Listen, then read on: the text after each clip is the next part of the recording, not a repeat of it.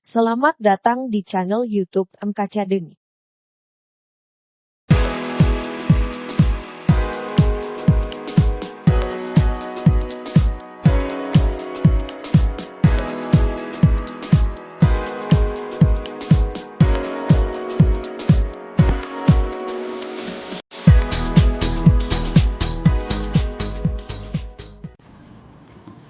Assalamualaikum warahmatullahi wabarakatuh.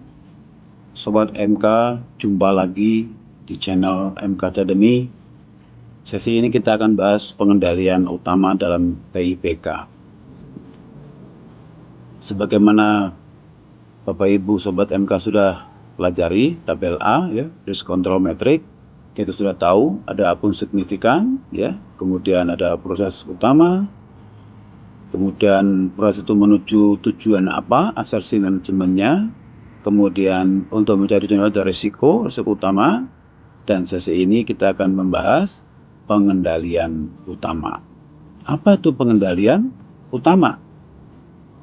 Pengendalian adalah tindakan yang diperlukan untuk mengatasi risiko serta penetapan dan pelaksanaan kebijakan dan proses untuk memastikan bahwa tindakan mengatasi risiko telah dilaksanakan secara efektif.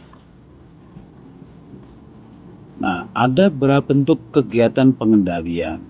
Sebagai contoh, jangan lupa kawan-kawan semua, ini hanya contoh ya. Pemberian persetujuan approval itu bagian dari pengendalian, ya. Tanda tangan, ya, mungkin tanda tangan dan stempel basah dan sebagainya. Otorisasi permintaan pembayaran melalui otorisasi PPK. Nah, di sini tidak bisa dilakukan pembayaran kalau tidak ada persetujuan PPK, ya. Kalau di sini otorisasi berarti perintah, ya, permintaan. Jadi PPK akan membuat surat permintaan pembayaran. Nah, ini bagian dari otorisasi yang punya wewenang, ya. Kemudian bentuk kegiatan pengendalian berikutnya ada verifikasi, ya. Dokumen-dokumen pendukung pertanggungjawaban diverifikasi, dicek kembali oleh PPSPM, pejabat penandatangan SPM. Kemudian ada lagi bentuk yang lain berupa review atas kinerja operasi. Jadi kita melakukan review, ya, untuk kegiatan pengendalian. Pengamangan aset, ya, dijaga, kemudian ada berangkasnya, ya, kemudian ada tralisnya dan sebagainya. Itu bagian dari kegiatan pengendalian. Kemudian ada pengisahan tugas, ya, ada yang menyimpan uang dengan yang melaksanakan kegiatan, itu beda orangnya, beda fungsinya, beda bagiannya. Yang menjalankan kegiatan operasi dengan bagian fungsi akuntansi, upayakan berbeda. Ini pengisahan tugas atau pengisahan fungsi.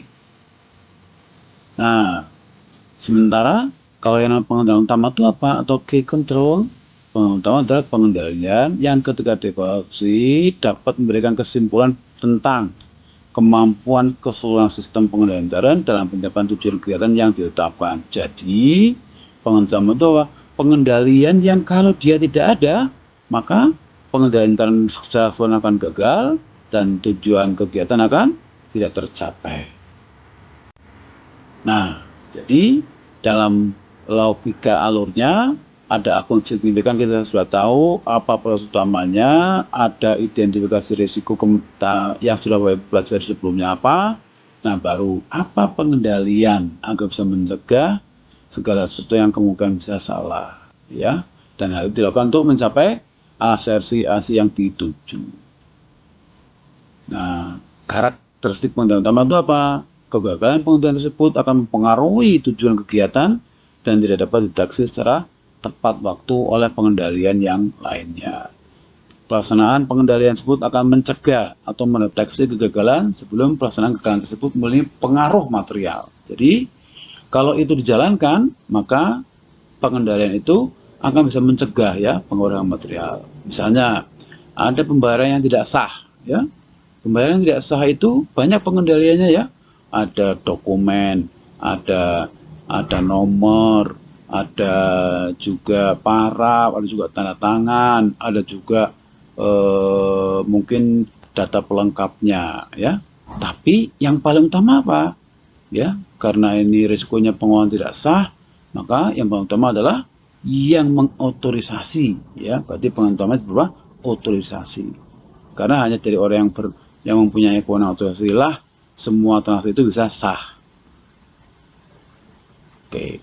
Hal perlu diperhatikan, tim penilai mengidentifikasi pengendalian memberikan keyakinan memadai, ya, bahwa kesalahan terkait hasil laporan keuangan dapat dicegah atau kesalahan selama proses transaksi dapat dideteksi, diperbaiki.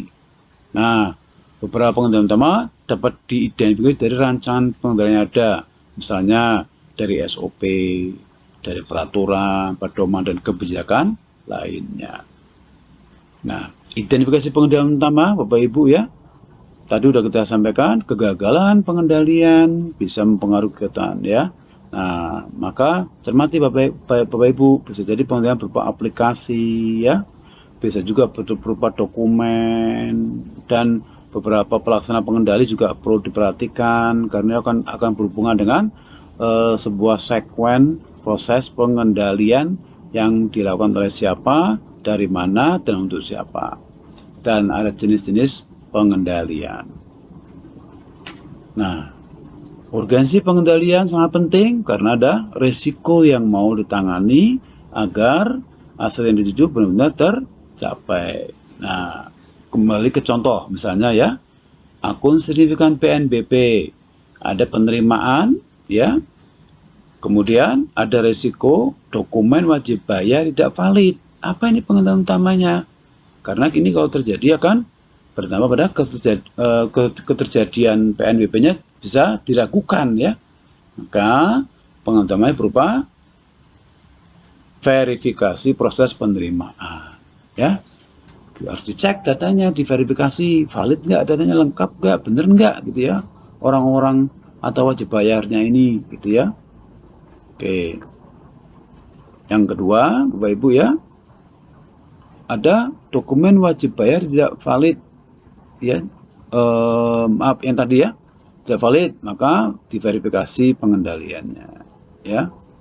Oke. Nah, ini contoh Bapak Ibu yang ada di banyak disampaikan oleh narasumber sebelumnya, Bapak Ibu, ya, di tabel A secara komplit. Jadi Bapak Ibu bisa saksikan di sini ada transaksi, ada akun signifikannya persediaan, kemudian kolom 2 proses utamanya nama persediaan, ya, berarti masuk laporan keuangan ada dibeli, dilaporkan, ya.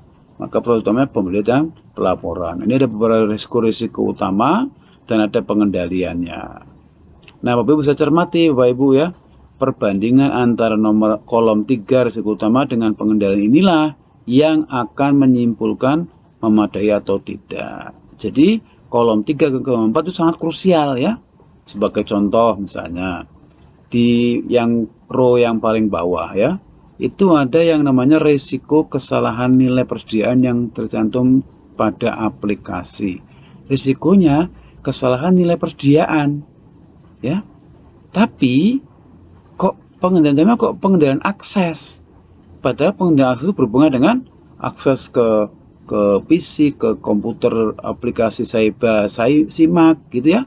Tapi risikonya adalah kesalahan nilai persediaan yang tercantum pada aplikasi persediaan.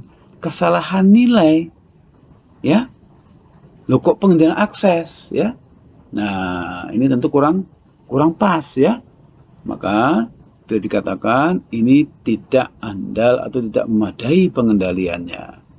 Tapi coba lihat di row yang tengah, ya, ada risiko perbedaan antara jumlah fisik persediaan di gudang dengan aplikasi, perbedaan antara dua data, ya. Maka pengendalian dicek fisik, nanti dibandingkan, ya. Pengendalian fisik dilakukan, ya, karena ini antara perbedaan fisik dengan catatan di gudang. Nah, maka ini bisa dikatakan andal, ya, atau ya, di kolom 10-nya. Nah, kolom 5, kolom 6 ini berhubungan dengan aplikasi-aplikasi pendukungnya ada apa atau tidak. Kolom 6 pelaksana. Nah, yang mulai menarik adalah di kolom 7 karena ada dokumen pendukung dan ada upaya penilai harus menentukan atributnya apa, ya. Contoh, dokumen pendukungnya di sini ada berita acara rekonsiliasi. Maka kita bisa yakin bahwa itu berjalan rekonsiliasi kalau ada tanda tangan orang yang melakukan rekonsiliasi. Nah, gitu ya. Maka atributnya adalah tanda tangan. Sementara kolom 8 normatif Bapak Ibu ya, ada manual atau butik, dan kolom 9 udah kita bahas di asersi manajemen.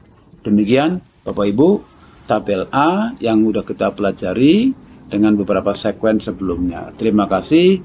Salam Legato, learn and gain together.